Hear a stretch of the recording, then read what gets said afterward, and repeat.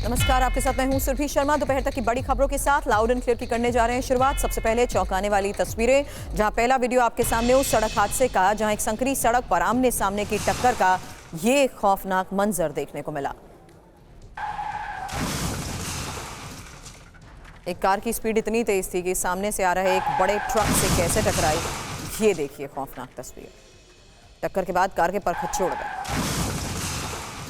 हादसे में ड्राइवर की जान चली गई।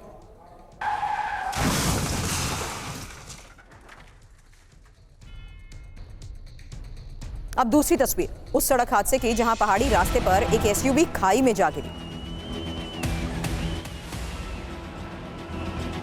ड्राइवर ने मोड़ पर एसयूवी को तेज रफ्तार से आगे बढ़ाया, लेकिन मोड़ पार करने के बाद एसयूवी बेकाबू हो गई और खाई में जा गिरी। हालांकि इसी हादसे में ड्राइवर की जान बच गई।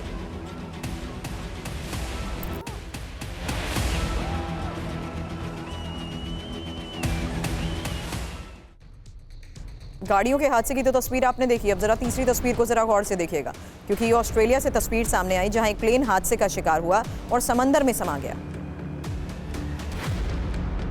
प्लेन में पहले हवा में चक्कर लगाया और उसके बाद समंदर में जा गिरा। इस लाइट प्लेन में 6 लोग सवार थे, जिनमें से पायलट समेत 3 लोगों की जान चली गई।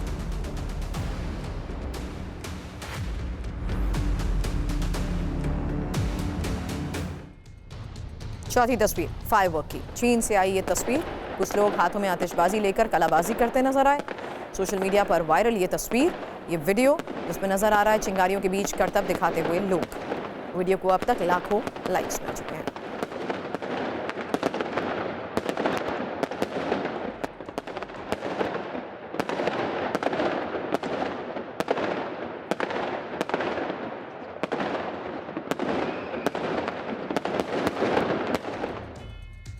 अब पांचवी तस्वीर चीन के हाबन से, जहां पर एक अनोखी बोट रेस हुई है और यहां पानी की जगह बर्फ की सिल्लियां बिछी हुई थी।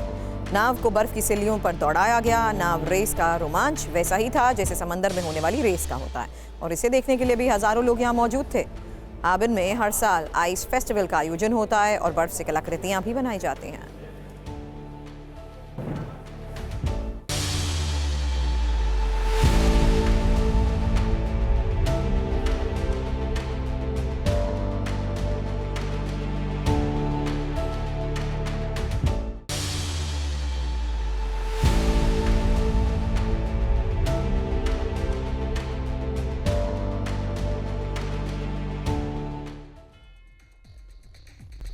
और इस वक्त की सबसे बड़ी खबर आपको बता दें, क्योंकि संभल 1978 दंगों की कोई जांच नहीं होगी। ये इस वक्त की सबसे बड़ी खबर है। संभल 1978 दंगों की दोबारा जांच नहीं, एसपी की तरफ से कहा गया। संभल एसपी ने दोबारा जांच की खबर को ही गलत बताया है। हालांकि आपको बता दें कि कुछ ही घंटों पहले एक रिपोर्ट सामने आई थी, जिसमें दावा यह किया जा रहा था कि संभल के 1978 के सांप्रदायिक दंगों की फिर से जांच होगी और एक हफ्ते में इसको लेकर रिपोर्ट भी देनी होगी। लेकिन एक बड़ा डेवलपमेंट इस खबर पर, जहां इस वक्त की सबसे बड़ी खबर यह है कि संभल 1978 दंगों की कोई जांच नहीं होगी।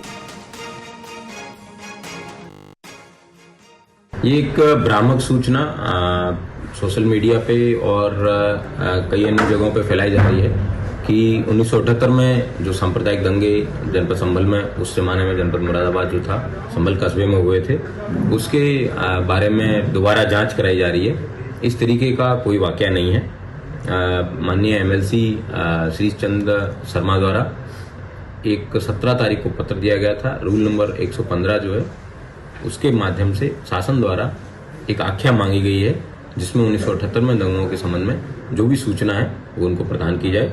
उस सूचना को संकलित किया जा रहा है। उस सूचना संकलन के बाद में शासन को प्रेषित की जाएगी।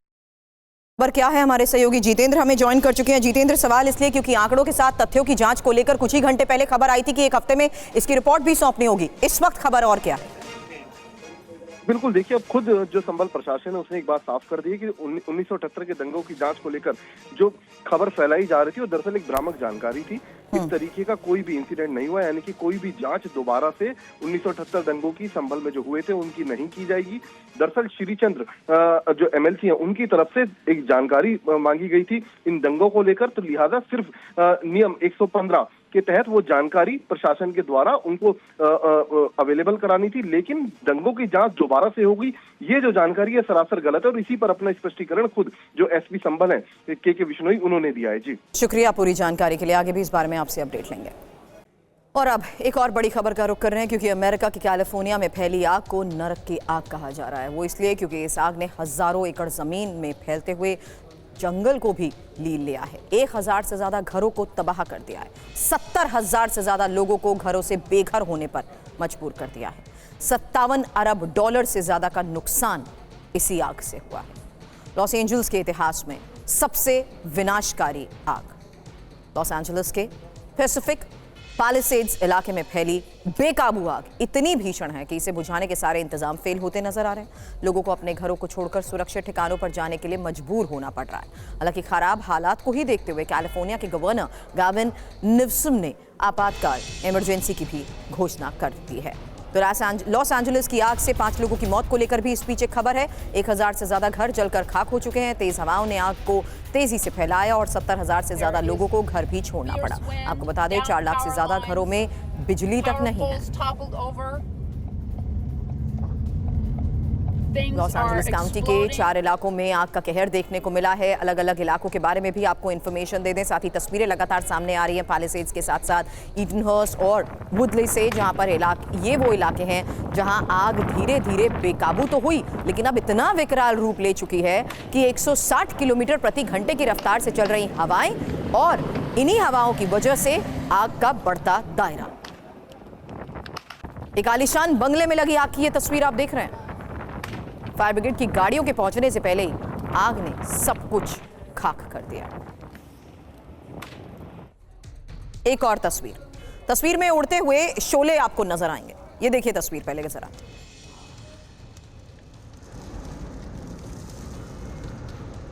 धधकते जंगल से उठती चिंगारियां तेज हवाओं के साथ सड़क पर आ रही हैं। गाड़ियां चला रहे लोगों को जाहिर सी बात है दिक्कत हो रही है, लेकिन इन्हीं गाड़ियों में लगे डैश कैम के जरिए भी ये खौफनाक मंजर सामने आ रहा है।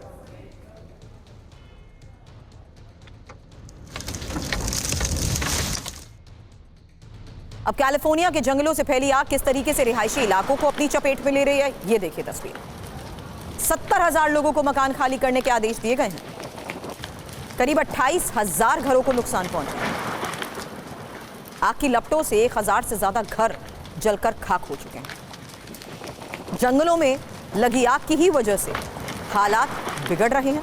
आग का ये मंजर भी बता रहा है कि कैलिफोर्निया कैसे जल उठा है।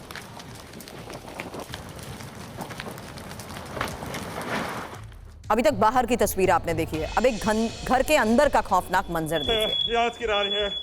मास्क लगाए ये शख्स किसी तरीके से इस फैलती आग के बीच खुद को एक सुरक्षित जगह पर ले जाने की जद्दोजहद कर रहा है। रात का समय अचानक आग रिहायशी इलाकों में फैल गई और घर के बिल्कुल बगल की इमारत कैसे धधकने लगी उसी की ये तस्वीर है। खतरा जाहिर सी बात है हर तरफ फैल गया, बढ़ गया। अचानक फायर अलार्म बजने लगे। घर के अंदर मौजूद लोग सदमे में आ गए। जान बचाकर कैसे मौके से वो भागे उसी वक्त की तस्वीर।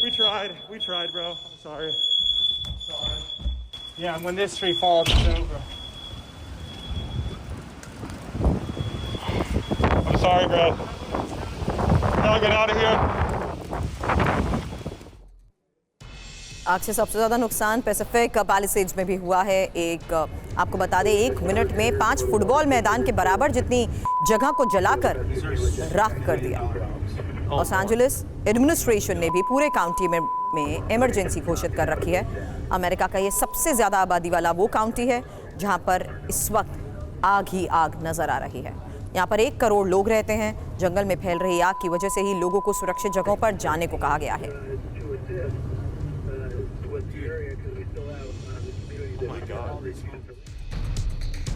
अब जो तस्वीर आपके सामने, ये बैंक ऑफ अमेरिका की एक ब्रांच की तस्वीर है। आग की वजह से बैंक में रखा कैश और तमाम दस्तावेज जलकर खाक हो चुके हैं।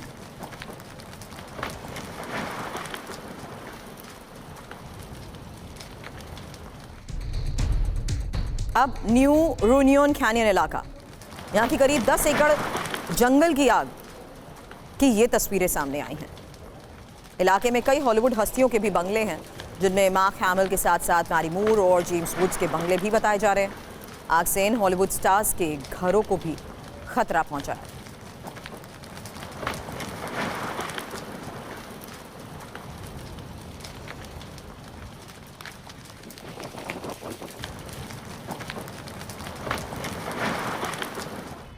और अब देखिए कैसे इस बेकाबू आग पर काबू पाने की कोशिश हो रही है। खबर ये आई कि करीब 50 विमानों से आग पर काबू पाने की जद्दोजहद जारी है, लेकिन तूफानी हवाओं के चलते आग पर काबू पाना मुश्किल हो चुका है। आग का दायरा बढ़ चुका है। विमान से गिराया गया पानी नाकाफी साबित हो रहा है।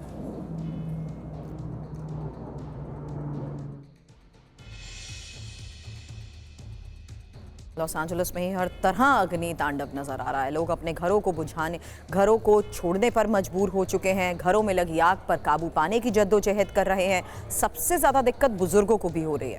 एक महिला अपने घर को सिर्फ इसलिए नहीं छोड़ पा रही क्योंकि उसके बुजुर्ग माता पिता चलने फिरने में असमर्थ हैं।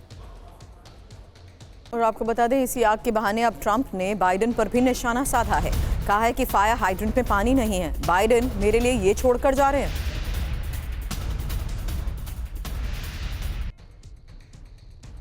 आज की एक और बड़ी खबर, पाकिस्तान अपने ही बुने जाल में कैसे फंसता जा रहा है। हालात ये हो गए हैं कि पाकिस्तान फिर से खंड खंड होने की कगार पर पहुंच गया है।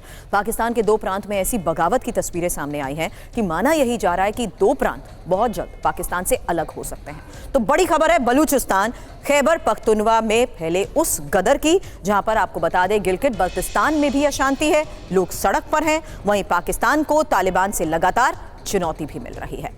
अफगानिस्तान सीमा से घुसे टीटीपी के लड़ाके पाकिस्तान के बड़े इलाकों में अब मौजूद हैं।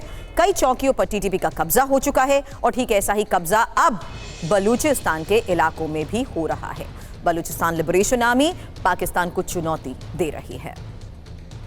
बलूचिस्तान में सेना पाकिस्तानी सरकार भेजेगी। इस बीच ये बड़ी खबर आपको बता दें, जहां बलूचिस्तान लिबरेशन आर्मी यानी बीएलए को काबू में करने के लिए सेना का इस्तेमाल किया जाएगा और बलूचिस्तान के खुशदार पर बीएलए के लड़ाकों ने कब्जा किया है। सभी सरकारी दफ्तरों पर बलूच लिबरेशन आर्मी के कब्जे को लेकर भी खबर है। अलग बलूचिस्तान के लिए बीएलए लड़ रहा है। तो क्या ये बलूचिस्तान में आज़ादी की जंग है जो और ज़्यादा तेज़ हो चुकी है, क्योंकि बलूचिस्तान के जहरी तहसील पर बीएलए के कब्जे को लेकर खबर सामने आई है। आपको इस बीच ये भी बता दें कि जहरी में ही मुख्य बाजार में चेक पोस्ट स्थापित किया गया है और बीएलए ने पाक सेना का हेलीकॉप्टर भी मार गिराया है। बलोच लड़ाकों का पुलिस स्टेशन और बैंक पर भी कब्जा हो चुका है। जहरी इलाके में पाकिस्तानी सेना भेजी जाएगी और पाकिस्तानी सेना को बगावत पर काबू करने के भी आदेश दिए गए हैं।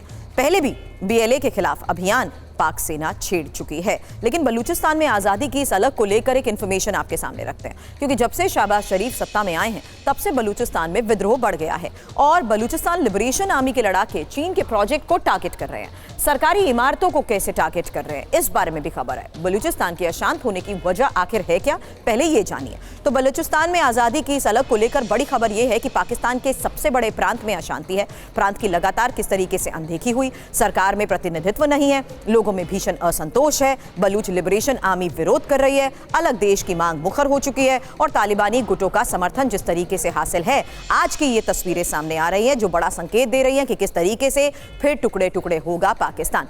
इन्फॉर्मेशन वॉल का रुख करूंगी, क्योंकि बलूचिस्तान के साथ साथ खैबर पख्तूनवा भी अशांत है और खैबर पख्तूनवा में टीटीपी ने पाकिस्तान की नाक में कैसे दम करा हुआ है, इसी को लेकर खबरें सामने आ रही हैं। पाकिस्तान के ये 2 अलग अलग प्रांत किस तरीके से यहाँ अशांत है। खैबर पख्तूनवा जो टीटीपी का गढ़ है और बलूचिस्तान पाक सेना जहां पर पूरी तरीके से बेबस हो चुकी है। हालांकि ये खबर इस लिहाज से आपको समझनी चाहिए जहां खैबर पख्तूनवा में ही कई चौकियों पर टीटीपी का कब्जा हो चुका है। आज के इस हालात को देखते हुए ये खबर बड़ी है और वहीं बलूचिस्तान प्रशासन का कंट्रोल यहां पर बिल्कुल भी नहीं है। इसमें एक और इंपॉर्टेंट बात यह कि बलूचिस्तान में आजादी के आंदोलन की लगातार पिछले कई महीनों से तस्वीरें सामने आती रही हैं, जबकि खैबर पख्तूनवा में भी पाकिस्तान के आदेश नहीं चलते हैं। तो इन 2 प्रांत को देखते हुए फिर टुकड़े टुकड़े होगा पाकिस्तान, क्या ये पूरे तरीके से मनीष साफ संकेत है? देखिए, हालात आज की तारीख में जो बलूचिस्तान में बता रहे हैं या फिर खैबर पख्तूनवा में बता रहे हैं, उससे तो यही लग रहा है कि अब पाकिस्तान लगभग में अपना नियंत्रण वहाँ खोता जा रहा है। जिस तरीके से पाकिस्तानी सेना को वहाँ पीछे हटना पड़ा, वहाँ पहले पोस्ट खाली करने पड़े, फिर वहाँ पर जो बलोच विद्रोही हैं उन सब ने उन पोस्ट पर कब्जा किया और वो धीरे धीरे आगे बढ़ रहे हैं। पाकिस्तान भले ही सार्वजनिक तौर पर ये कहता है कि ये बस केवल टीटीपी की हरकत है या इंडिया उसको मदद कर रहा है या अफगान से समर्थन मिल रहा है, असल बात यह है कि ये वहाँ के लोगों की जंग आज़ादी का जश्न है। ये वहाँ के लोगों की आंदोलन का नतीजा है जो पिछले कई दशकों से वो लगातार कर रहे थे। आप सोचिए, बलूचिस्तान में रहने वाले लोगों की किस्मत क्या थी? उनकी किस्मत यही थी कि वो या तो पाकिस्तानी सेना के जेल में बंद हो जाए या फिर वो मारे जाएं। लेकिन उन्होंने एक नई किस्मत लिखने का फैसला किया और संयोग की बात है कि इस मामले में तालिबान प्रशासन या आसपास के जो कबीला के लोग हैं उन्होंने अब उनकी तरफ मदद का हाथ बढ़ाया, जिसका परिणाम आपको साफ तौर पर बलूचिस्तान और खैबर पख्तूनवा के प्रांत में दिखाई दे रहा है। क्या इस हालात को देखते हुए, क्योंकि पिछले कई दिनों से ये तस्वीरें सामने आ रही हैं, क्या पाक सेना भी या पाक की, अगर हम पीएम की भी बात करें, पूरी तरीके से सरेंडर कर चुके हैं इस हालात में? क्योंकि अब के ये हालात वो हकीकत है जहां खुद पाकिस्तान के अंदर शामिल होने के बाद उनकी चौकियों पर ये कब्जा कर चुके हैं। देखिए, यहाँ तो इस्लामाबाद और कराची में जब खाने के लिए दिक्कत हो रही है तो आप समझ सकते हैं कि बलूचिस्तान और खैबर पख्तूनवा में वो सेना को क्या रसद भेज पाते होंगे, वो सेना को क्या मदद दे पा रहे होंगे। तो असल बात ये भी है, मैं ये नहीं कहता कि पाकिस्तानी सेना बहुत कमजोर है, लेकिन ये भी बात है कि पाकिस्तानी सेना अपनी पूरी ताकत या अपने संसाधन को वहां तक पहुंचा नहीं पा रही है। वहीं दूसरी तरफ लोकल टेरेन होने का फायदा बलूच विद्रोहियों को भी मिल रहा है, जो तालिबान समर्थित जो संगठन है उन सबको मिल रहा है, और यही सब वजह है कि पाकिस्तानी सेना को वो सब पोस्ट छोड़कर भागनी पड़ी। और देर सवेर देखिए, कुल मिलाकर यही है कि वहां के लोगों को लगता है कि पाकिस्तानी सेना बाहर ही है, उनको जाना चाहिए, उनके खिलाफ वो आजाद को लिया। जहां 4 फ्रंट पर जिस तरीके से पाक सरकार घिरी हुई है, बड़ी चुनौतियां इस वक्त इस हालात को देखते हुए उनके सामने हैं। आगे भी इस बारे में आपसे अपडेट लेंगे। मनीष, शुक्रिया। अब भोपाल की सेंट्रल जेल में मिले चीनी ड्रोन को लेकर खबर। बता दें आपको, अंडा सेल से 200 मीटर की दूरी पर ड्रोन मिला है। पीएफआई के कैदियों की बैरक के पास मिले ड्रोन के बारे में खबर सामने आई।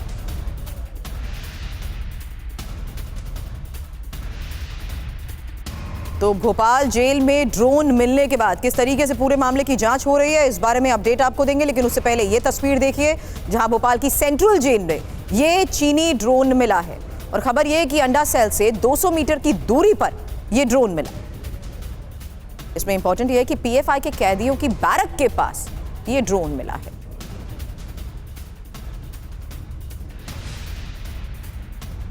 भोपाल के सेंट्रल जेल में पहली बार कोई ड्रोन मिला है और इसे काफ़ी गंभीरता से भी लिया जा रहा है। मध्य प्रदेश एटीएस ने भी इस पूरे मामले को संज्ञान में लिया है।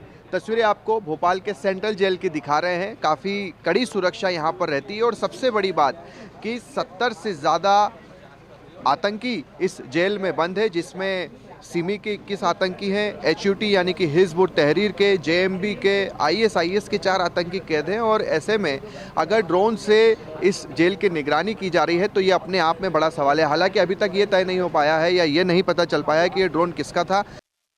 क्या पूरी जानकारी मिली है इस ड्रोन के मामले में? बस यही जानकारी मिली है कि लगभग 3:30 बजे के आसपास एक ड्रोन पड़ा हुआ ड्यूटी प्रहरी को मिला था।